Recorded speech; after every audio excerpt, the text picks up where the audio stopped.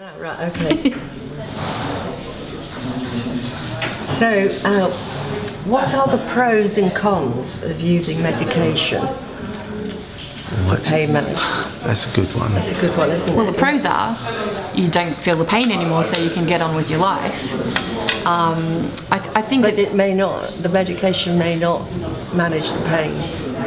It may bring some effect. Yeah. But, you still got the pain, so you can't, you're taking the medication which you may not want to be, you may not want to be putting chemicals into your body, and you might get side effects. Well, the thing that I learned when I was very against pain medication, and what I didn't realise at the time was that the pain medication, you should take it before you're in immense amounts of pain, so that you don't reach that level of pain threshold. You take it to prohibit getting into intense pain, and when I figured that out, it definitely worked a lot better for me. So that the pro for me at the time was that I could get out of bed and live my life. I was socializing more. I was kind of less overwhelmed by this acknowledgement of pain in my body all the time. And I was lucky that it worked well for me that way. But pain is very restrictive, like you said, because it's exhausting. You think about it and it's there all the time.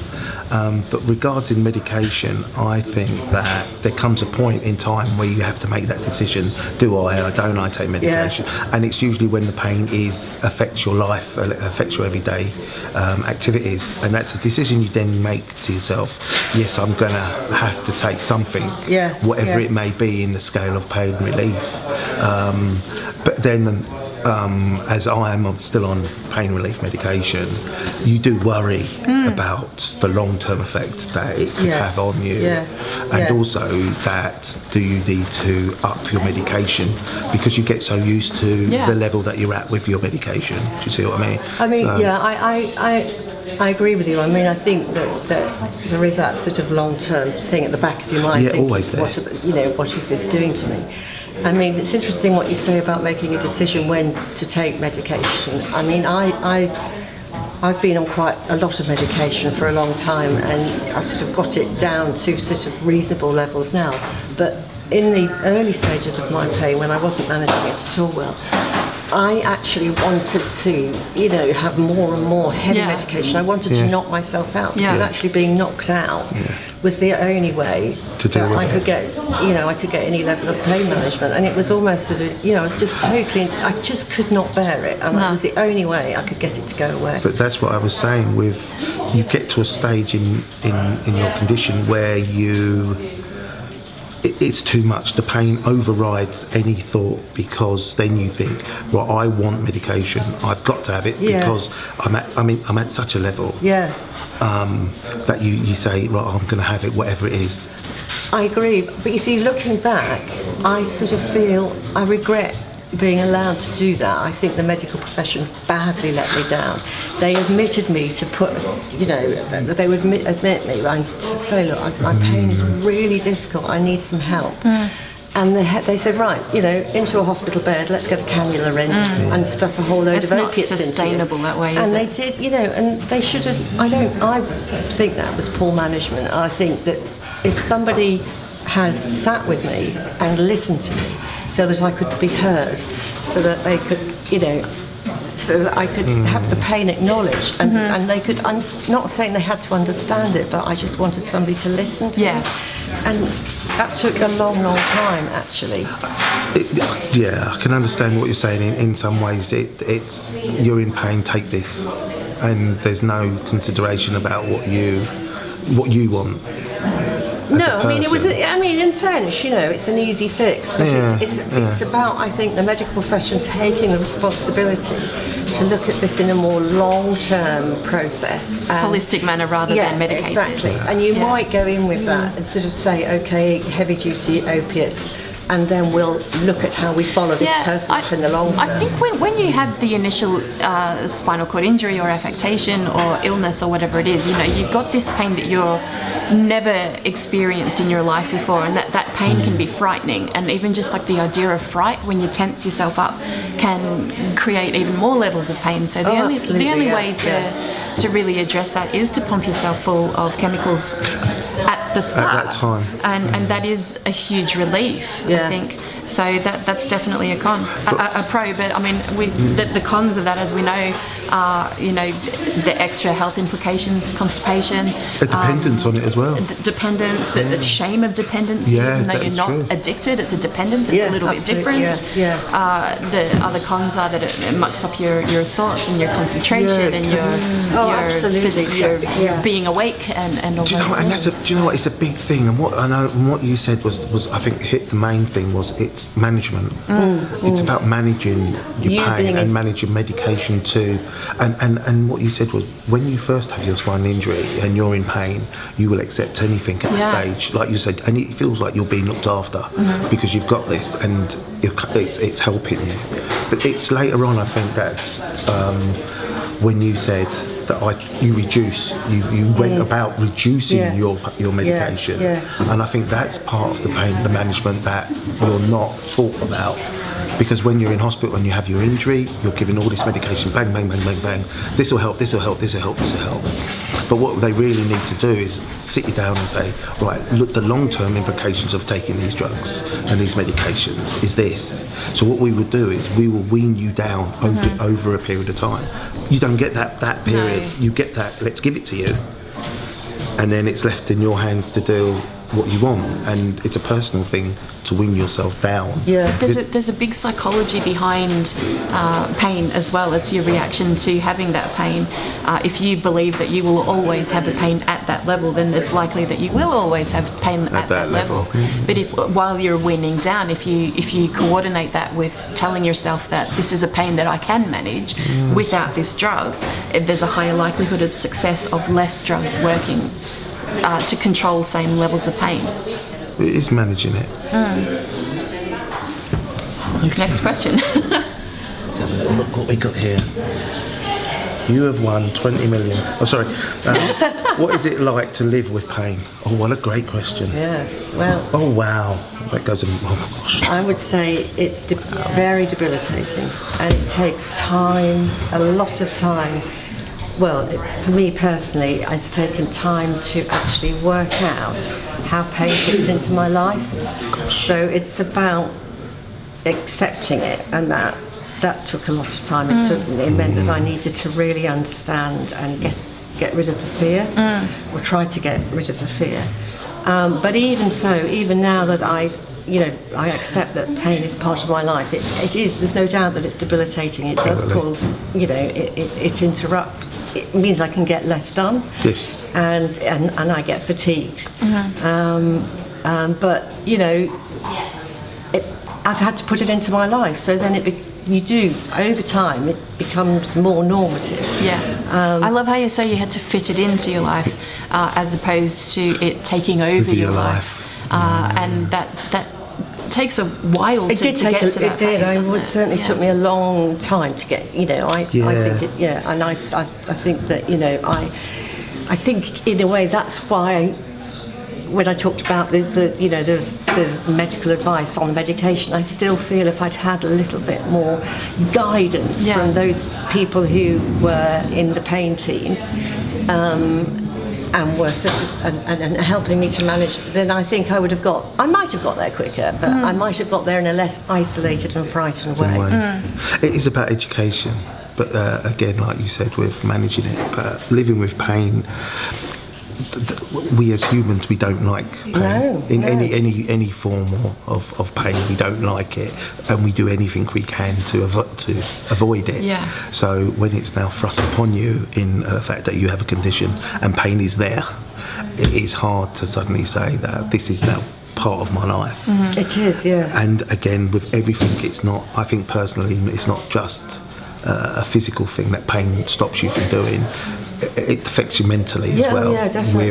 Like you said, with regards to, I can't do this because I'll be in too much pain.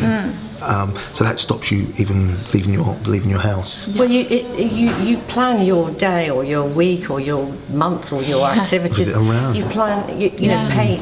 You have to accommodate it. You almost need to put it into your diary, don't you? Like, I'm going to do this in the morning, and by this time it's going to hurt this much. Yeah. So I'll need to either take this medication or have a lie down, or absolutely. It's totally or true. just stop doing whatever it is I'm doing. Totally But you true. see, when we talking about it, we automatically know that we understand each other. Yeah. But if we were talking about it to people that didn't have that experience of pain, I mean, my family, for instance, have said they've learnt so much over the last few years because they had no understanding of pain. Yeah, And why should they? Exactly. If you're not in that scenario, you're not in that way of life, then why should you? Exactly, You know. yeah. But I mean, in some ways, you could say living with pain. If you want to know some part of the experience, let me kick you in the shin. That is what. Do you see what I mean? You're in pain, aren't you? Yes. Yeah, but know that if somebody kicks you in the shin, you know that eventually it will recover and the pain will Exactly. go So away. kick them again, and then what you then say to them is, "That's what I'm getting all the time." Yeah. So yeah, it does fade. But then it comes back, and it does fade, and then it comes back. Yeah. And in a way, I know it sounds, but yeah, that could be a way of putting it there. Do you know what? I wish sometimes that I would have been kicked in the shin, because then at least you know that when someone kicks you, the pain is going to start. The pain that I get is really unpredictable. So one day I could perform one task and be completely fine, and there's no pain, there's no fatigue, and 3 days later I can do the same thing and I can be wiped out for the rest of the day. So that's really hard, it's the isn't it? unpredictability Yeah. So that of an must- incomplete injury as well. You know? Yeah. So psychologically, it makes you think, how comes I can do that that week or that day, but a couple of days later I can't do it, and you feel a bit let down. Yeah. Because you think, well, what is it that has stopped me from being able to complete the task that I did a week before? Yeah. And it is the pain. All right. Okay, so how do you explain pain to your friends and family? What have been the most effective and least effective ways to explain your pain to others? Well, we just talked mention about how difficult it is for other people to understand. I think it's a tough one, actually. I think it's tough to get them to understand the impact of pain. Yeah, because mostly when people suffer pain, it's short periods of time. It's not, like you said, in your life now, part of your life. So theirs is, I wouldn't say all of them suffer it short period of time, but it's usually a stub toe, an elbow hitting something. That short period of time is a couple of seconds, and then it subsides. Whereas when you've got an injury and you have to deal with pain, pain is now part of your life. As much as cleaning your teeth, as much as putting your shoes on, as much as walking down the stairs, the things that you do naturally at home, making a cup of tea, pain is part of that, and they don't understand that. So it's hard to explain to them. But as we mentioned before, kick them in the shin, and that's what it's like. And again, if they say, "Oh well, it goes," kick them in the shin again, and that's a way of making them realise that it's not just the once. It's again, and after a while, I think they realise it's not just one day. It's 2 days, it's 3 days. So every morning when they're around, kick them in the shin. Yeah, I remember when I was first out of hospital, actually, so my pain was still fairly intense. And a friend of mine was calling from Australia every week just to check in, see how I was. And every time he would say, "How are you today?" And one morning that he rang and I picked the phone up, and I just hadn't slept well. You know, sometimes pain just overtakes everything. And I wasn't very nice to him, I have to admit, and I just kind of screamed, "Just assume every time you answer that or ask that question that I'm going to answer it exactly the same way, and that is, it always hurts and I'm always tired." And he said, "Oh, I had no idea." Yeah. So I mean, it was frustrating to be so angry with him, but I think I was angry because I'd just realised it myself as well. I mean, when you're talking about family and friends, you know, talking to family and close friends, they do understand. They want to understand. In my experience, they really want to. But when you're walking down the road or you're bumping into people and they say, "How's the pain?" and you just don't want to talk about it. You don't want to be a person that's identified by pain. And how? So in a way, I think that's the bit that I find frustrating, because it's this thing that you've got a label on you that that's the person with the pain, and I don't want that label, and also I don't want to talk about it. I don't want that to be the question. It would be more about, not regarding your injury or anything to relate to it. How are you today but I think when somebody says that to you and you've had an injury, in your head, it diverts you to your injury. Do you know what I mean? Yeah. You don't want it to, because you yeah. want somebody. How are you today? And is it about how I am with my injury, or is it how I am in general? So you then revert back to I'm in pain. Do you know what I mean? Yeah. I'm in pain. Or you say what I tend to say is, I'm all right. Yeah. But knowing that I've been in pain and I'm in pain continuously. So you think, well, why should I tell you about it? I told you about it the other day, and it's the same thing the next day, and it's the same. So I'm not going to, how are you today? Yeah, I'm fine, I'm all right. I'm not going to keep telling you, I'm in pain today, I'm in pain today, I'm in pain today, I'm in pain today. Because it just keeps going on monotonously. Yeah. It is hard, I think it's hard to explain to somebody who's not lived with it. I think they're genuinely asking out of care and wanting to understand. And I think not being asked about it would probably be as hurtful as being asked about it in some cases. I think the further away I get from my injury, the less important answering that question about pain and spinal cord injuries is the means to an end. Someone asks me how I am now, they're not referring to my spinal cord injury anymore. They're referring to me. How are you? So, which is a good thing. And even though you are in pain, you just it's not the prime subject anymore. I think what you're saying about if you haven't lived with it. Now, if your family have lived, they have a different experience of it, but they have lived with it and they understand. So, like for instance, one of the things that I find quite difficult and I've written about it in my diary, is that my pain sometimes, when I'm not managing it well, it interrupts with my life, so I might cancel something. So I've made an arrangement to go to supper with somebody, or I'm going to the cinema, or I'm supposed to be doing something, and I know that I'm guilty of, committing myself to too many things, and then all of a sudden, and at the time I think, I'll manage the pain, and then it all becomes too much, so I have to cancel. And then you start to feel, and this happens over a number of times, and so I start to feel unreliable, and that's when I have a bad relationship with my pain, because I feel it's doing something to my personality, and I don't want to explain to I can't expect them to understand in the way that my very close friends and family who have lived with it, I think that's a wonderful saying, have lived with it, because it's not just the person that's in pain, it are the people that are around them and are affected, and they do understand in a different way than more casual contacts will understand, and you don't expect them to understand. No, you do try a little bit of education, I suppose, in letting them having a dip in the water to let them know what level it is, and then you kick them in the shin. And then you kick them in the shin. Then they say, move on. It's my turn now, isn't it? And we take it in turns. Take it in turns. Right. So, which is the one you just want? That's the one. Is it? How do you exercise when you experience pain regularly?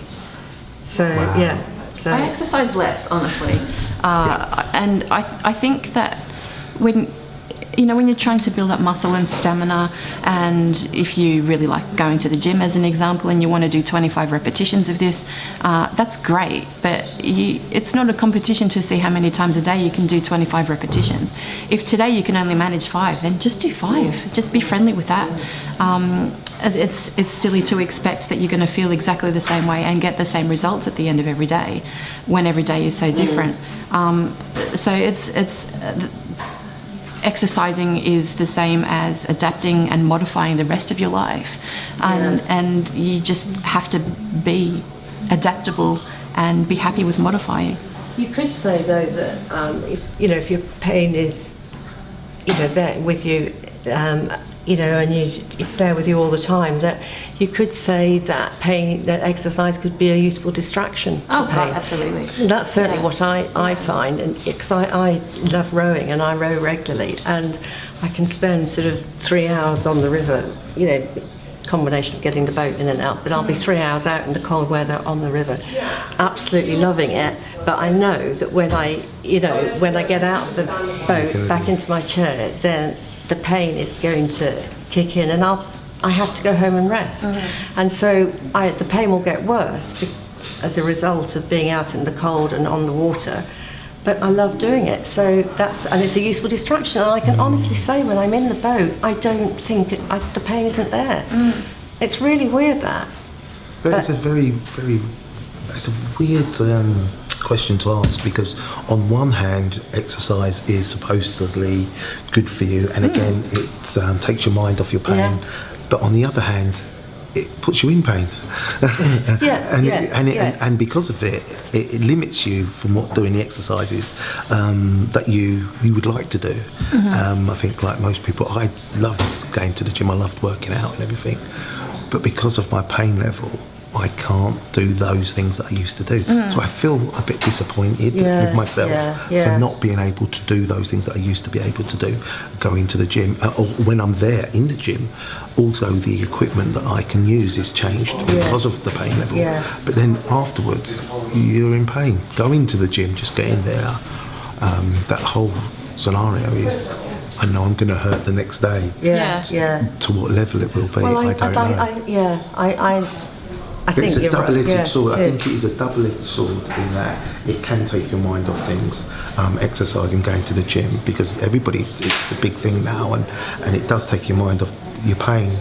But then on the other hand, you are going to be in severe pain because you were exercising, you were doing something. But if you weren't doing it, you see. If you were doing too much exercise, even without a spinal cord injury and without pain, you would be in that same amount of pain the day after. So it's just about being realistic and about what level of exercise you can do. And I think I understand. I agree with you that, you know, sometimes it is disappointing that you can't do the same as before, but we can adjust our exercise. And I think it is, I love what you say, Kim, when you say it's about being friendly, and it is about, you know, accepting that pain and you know, being friendly with it and say, okay, so I can, you know, go to the gym and I can do what I want to do, but it might not be as much as I did yesterday or as I did 3 years ago, but at least, because exercise is, because the other thing that I think is great about exercise is it really gets your circulation going. And that definitely helps, you know, with pain management and as well. So it's a tough one, because I think it's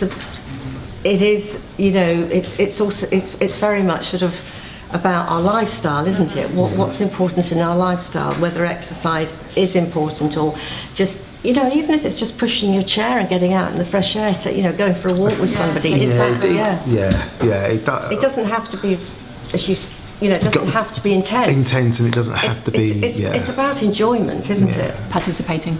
Yeah, totally. I agree. Right, what have we got here? Right, how do you manage your pain while working / volunteering? So whilst you're out working or volunteering, how would you manage that? I find that what we've kind of just been talking about, but repetitive movements in rowing, repetitive movements in the gym, doing something that is not focused on you or me, you know, focusing outwards instead of concentrating on what's going on inside. It's a distraction technique. So for me, I find volunteering takes my mind off me, especially when there's someone in pain on the other end of the phone, as an example, and I can talk them through their pain. But when I'm focusing on the things that have worked for me, that reinforces for me that it did work, that it will work again in the future, and that it can work now. So volunteering for me is kind of essential for the distraction technique, just to focus away from myself. I think I completely agree. I think, you know, it is about, because you get in that rehab stage and when you're trying to work out how you're going to manage your pain, everything becomes, you sort of think, you just don't want it to be about you. You want to do, you want to go, you're going mad with this, thinking, I don't want it to be about me, I want it to be about something else. Unfortunately, I had to give up work because I couldn't work full time, and I just couldn't sit for any length of time. So it just had, that was the decision. But volunteering, as you say, Kim, I mean, it is so important. And I know that, if I travel up here, spend a couple of hours here and travel back, I will be in pain, but it's worth it because I'm doing something that feels important, and using some of those old skills. Exactly. It's like sometimes, like you said, I agree with you, sometimes you don't want it to be about you. Exactly. It's like reading a book. You want to be in the book. You lose the thoughts of you and what you're feeling and the pain that you're in and everything because you're so engrossed in the book. So working and doing another subject, or it takes your mind away from you. And also what I find is when I do have little part-time jobs is that I kind of push myself in the job. Do you know what I mean? While I'm in it, I'm thinking, right, let's see how far I can go in this, what I can do, what I can't do.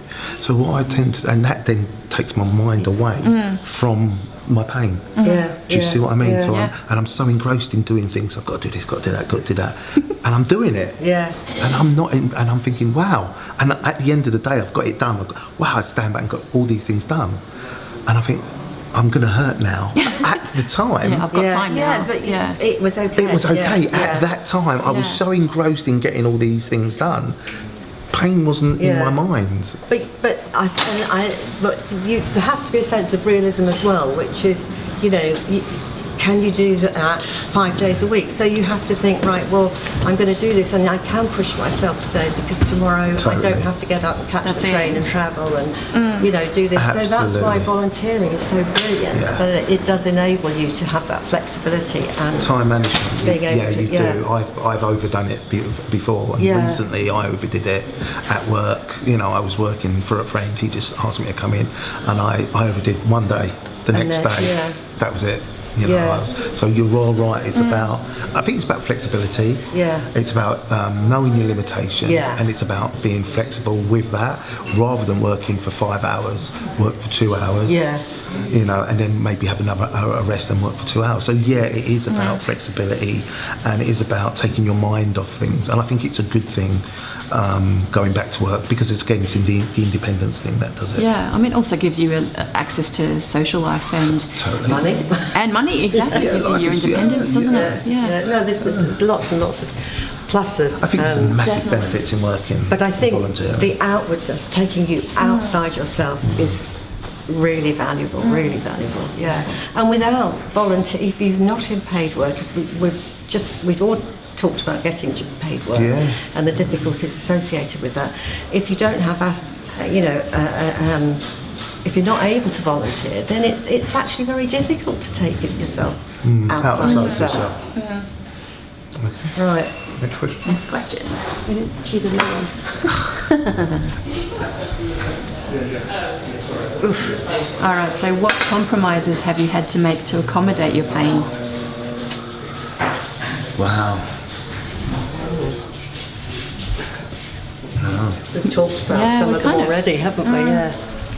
Definitely missing out on things, even like adapted sports. Some friends of mine wanted to go ice skating, and they found that you could take the wheelchair on the ice, and I just thought I could do that, or I could go out with them afterwards for dinner and a drink, but I wouldn't be able to do both. So the accommodation is that you miss out on something to gain something else. But and I think that's in a way that's a real positive, because you're in control, you're managing it well, and you're being realistic. And sometimes I think if that sort of scenario arises for me, sometimes I think the people that your friends are more disappointed than you are. Because it's because they've come up with that idea, and Yeah. they think They that haven't worked. I think it is about understanding and working it through over time. That it's acceptance again, isn't it? Yeah. It is, yeah. I mean, and again, obviously, you compromise in different ways, but also it's the level of injury and the level of pain that you've got, and where your pain is. Yeah. Do you know where it is on your body? So you adapt different things to if for instance, my hands are hypersensitive, so there's no way I'm going to play tennis or badminton because that means I'm using my hands to excess, which I can't do. So then I have to compromise on that way, and obviously I've got walking and running is another thing that I can't do.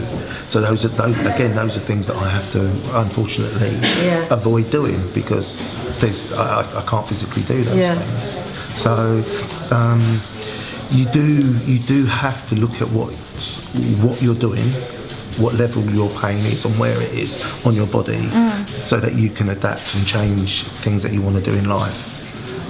Maybe to like again my hands, so I try not to use my hands too much holding things, so you adapt that way and you change that way, so and then but that then limits you in what you can do. You know, it limits me in the things that I would like to do.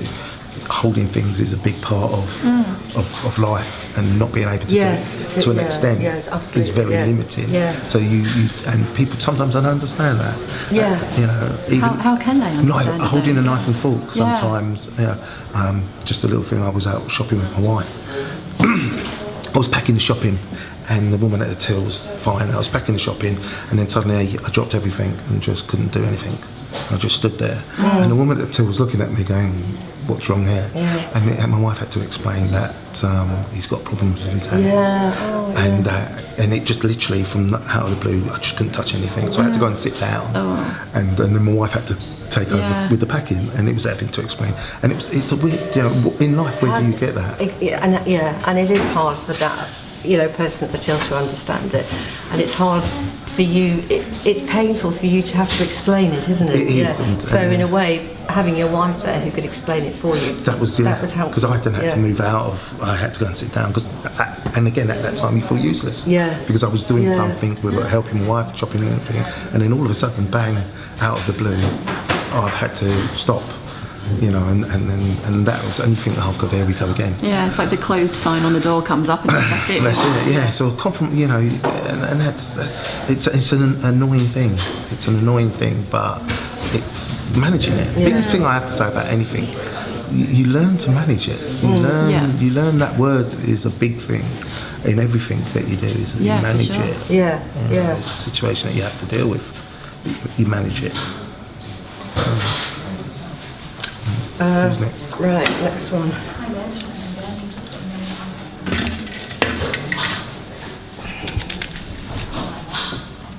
What words and physical descriptions do you use to describe your pain? I love this topic. You know, when I was first injured, I think psychologists call it catastrophizing. And so like as an example, the biggest pain I'd ever had before was maybe a headache, but I got run over by a car and broke 32 bones. So, you know, it hurts kind of doesn't cover it. It was agonizing and it was horrific and it was unbearable. And for so long they were agonizing and horrific and unbearable, but my pain was kind of reacting to the way I was talking to myself about it as well. So when I started to say, oh, it niggles, or well, that's uncomfortable, I found that the levels of pain suddenly were more easy to deal with. And I am a firm believer in brain retraining and overcoming things by telling us we can do it. If we keep saying I can't do it, I can't do it, I can't do it, then of course we can't do it. But if I'm going to try, I might, I will, and I can. And it's made such a huge difference. You know, Ali was talking about taking immense levels of OxyContin, as I was. Maybe you were as well. I was also taking tramadol and Oromorph and breakthrough pain and gabapentin and paracetamol and all these horrible chemicals that we were talking about before. And it did take me a good year and a half, 2 years to bring it down to a level now where I can just buy all my painkillers over the counter. I don't take any of the oxys anymore, thankfully. And that was because I spent a full year, and I still continue it now, saying, I can cope with this, I can manage this. It's bad, but yeah, I can deal with it, and I will deal with it, and I want to deal with it, and I don't have to acknowledge it because I'm busy doing something else. And I think that if you let something get on top of you, it will generally stay on top of you. But if you can push it down or manage it a bit better by changing the language around it, it's definitely feasible. But my pain that is there. It is that, it's manageable, and I can live with it, and I don't know if I could get on top of it, but I accept it as being part of me. But it is, I think the adjective I would use for the pain that's there all the time is it's burning. It's really burning. So I had a moment I got really intense burning in my feet and in my bottom.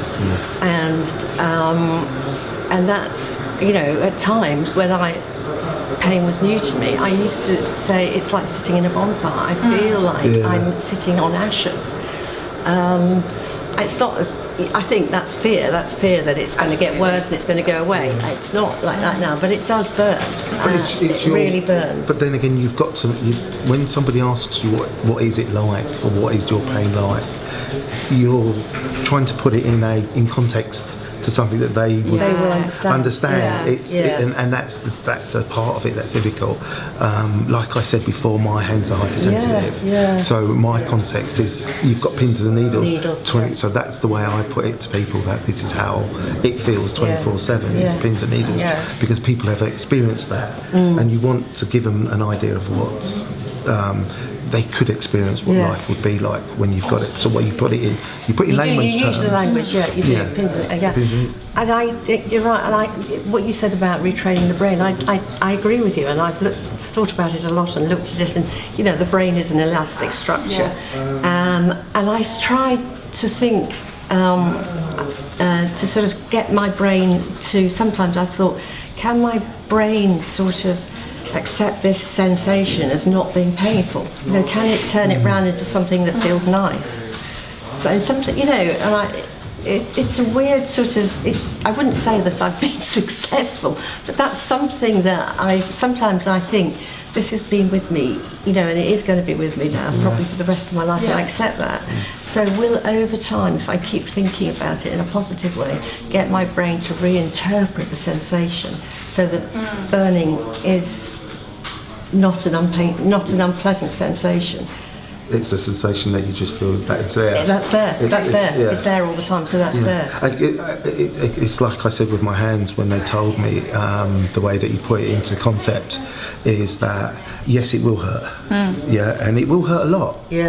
But it will fade. And it won't kill you.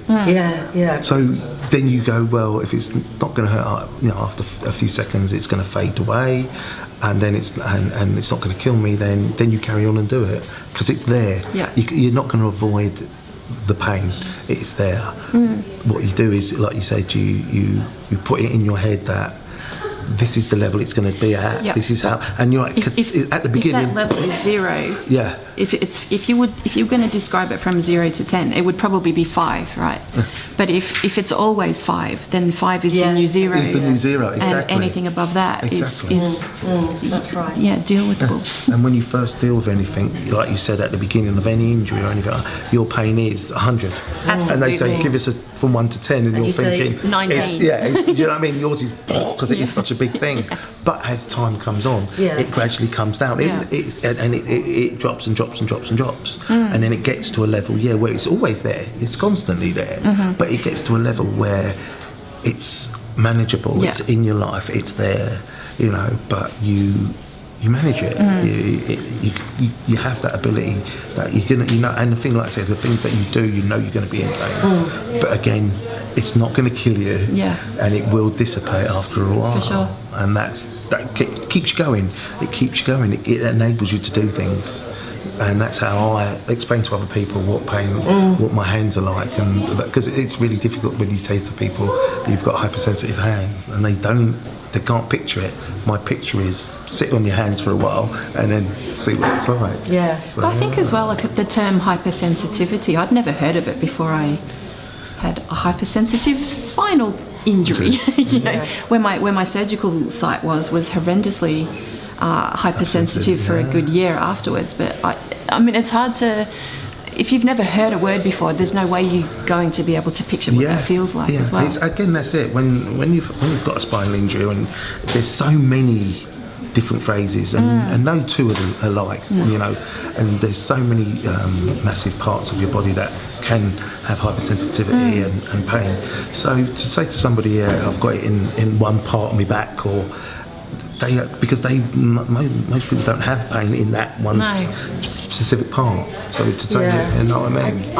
I mean, the other thing I get, which later in the day, is everything gets very tight and contracted. And I used to, you know, if you use the word tight, this is following on from what you're saying, using words that people understand. If you say that something's tight, you know, you might think, oh, well, you know, you've got a tight waistband or something like that. But how it felt was that it was so tight that the skin was sort of being stretched, and that I felt like it was going to split.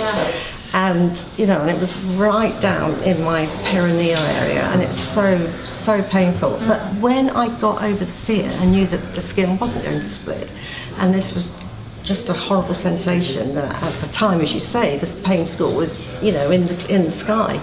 But then it comes down, and you know, there's no doubt fear makes the pain worse. A lot worse. When you can understand it, and if somebody says to you at the time, well, this pain is going to be, stop you doing this, and this, and it's always going to be there, then you'd give up. Yes, so, totally. You know, you don't want that information at that stage. It's got to be a drip. And it's also got to be to an extent, as you know, you take it, you finding out, you learning about it. And so I learned that this pain was going to be easier at certain times of the day. My skin wasn't going to split.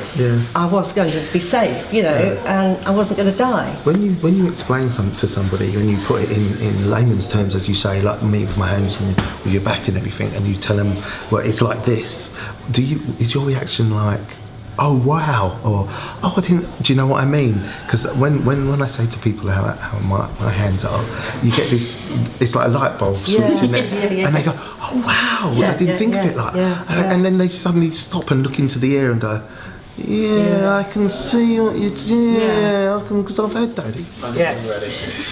Okay. Finding fulfilling activities that can focus on your distraction, distract your attention from pain. What activities do you do to switch off from your pain? So what do you do to switch off from your pain? When I was first injured and I was bedbound, and I use that term quite loosely because I know we all hate being bound to things, but you know, I was bedbound for the moment, and everything caused pain. Everything caused pain. So the only distraction I could think to do at that point that was as little movement as possible was Sudoku. And I must have done 5,000 Sudoku puzzles just to focus on the repetition of putting the numbers in the box and not thinking about the pain. And it worked quite well. And I think that it's the repetition of the movement that creates different pathways in your brain that focus away from pain. So things like knitting really helped. You know, colouring in mandalas really helped because there's the repetitive pattern there as well. And you know, the repetition of anything really, really worked well for me. But yeah, for me, because I have to change my position. You talked about not being able to move at all. So in the longer, you know, in the day-to-day sense, for me to distract myself and manage the pain when it's getting to a difficult stage, I have to change my position. So I have to get out of my chair and I have to lie down. And so I do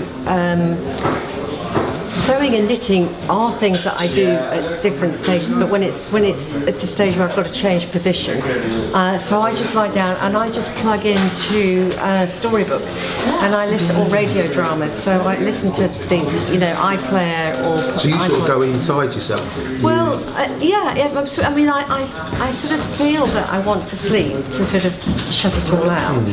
But I also now increasingly don't want to sleep. I want to stay awake and I want to listen to these things. But I can't manage to concentrate sufficiently to read because the pain is too much. But I can listen, and quite often I do find that I've fallen asleep. But at least I start off with the intention, and I find that the process of that, I think, is helpful because it helps me to relax.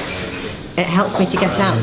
I think you say go inside, but it's actually, I feel I'm going outside because I'm sort of, going outside, but I'm doing something from a sort of immobile position. Yeah, I can't do anything else lying down. It's like having an out-of-body experience. In the fact that you are there, but your mind and your brain are somewhere else. Yeah. It's walking across the field. It's flying a kite. It's gliding. I mean, it's like watching TV. I could lie down and watch TV, but I've got into this. I like to be in my bed. Yeah, because it's more comfortable, and I like to get into Absolutely. certain positions. So that's my pattern, and it works. So if I can lie down for an hour and a half, I can get out, do some stretches, and then I can restart. Yeah. Different people have different ways of doing things. Some people. What's your way? Yeah. Well, as as you were saying with knitting and Sudoku and using that, I couldn't use my hands. So a lot of for me was like mine was in my head. Right. So mine was a lot of sitting back and thinking thoughts, memories, my memories that got me through a lot of when I couldn't move, I couldn't do anything. So it was my memories and it was pushing the good memories forward, and the enjoyable memories and those memories, and that got me through a lot of when I couldn't do anything. It was in. So I was. Did you want to speak them out? Did you want, I know you couldn't write, but would you like to sort of record those memories so that they were, for a lot of my condition, a lot of my period in hospital it was my memories that got me through a lot of things. It was just sitting, because at one point I was totally paralysed, so couldn't move anything, and it was because I couldn't switch my brain off. It was my brain that was keeping me going in some ways, and it was pushing the memories forward, not what's going on with me, that got me through a lot of my pain and a lot of my worries, and it was hard, but it got me through all of that. So, and then as everything changed, the way I forget about it now is I've got a dog and I walk my dog. So